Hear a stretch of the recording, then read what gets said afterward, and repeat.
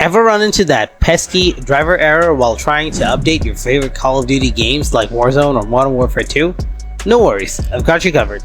In this video, I'll walk you through some easy fixes for the driver error in Call of Duty Warzone and Modern Warfare 2. So without wasting any more time, let's get started. Solution 1. Reset your network configuration settings. Start by clicking on the search icon, type in CMD and hit enter. Right click on the command prompt, choose run as administrator and click enter. Now enter netsh space winsock space reset and hit enter.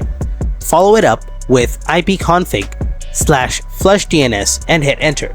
Afterwards, type ipconfig /release and hit enter. Now input ipconfig /renew and press enter.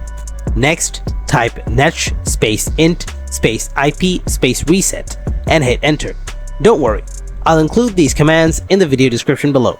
Finally, reboot your computer and check if you find a match. Solution 2.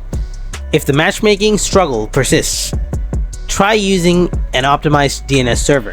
First, open command prompt. If you can't find it, simply type CMD in the search bar and command prompt will appear. Click on it. Now, type ping 1111 and press enter to get the ping details. Next, type ping 8888 and press enter. After finding the DNS with the lowest ping, go to settings and click on network and internet. Then click on Ethernet. Click on the edit button next to DNS server assignment. Select manual, turn on IPv4 if it's off, then add the DNS server with the lowest ping in the preferred DNS box.